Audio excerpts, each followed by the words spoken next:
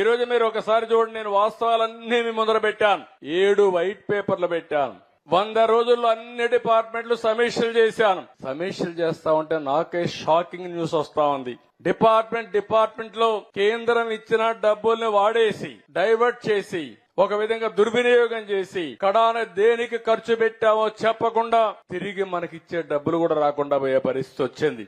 ఒక ఉదాహరణ, panchayat రాజ్లో finance commission ఇచ్చే 990 కోట్ల రూపాయలు ఇవ్వకుండా ఇప్పుడు రావాల్సిన డబ్బులు 1200 కోట్లు మిగిలిపోయే ఇవ్వకుండా అడ్డం పెట్టే పరిస్థితికి వచ్చారు. ఇప్పుడు ఆ 990 కోట్లు ఇచ్చాను, 1200 కోట్లు వచ్చాయి.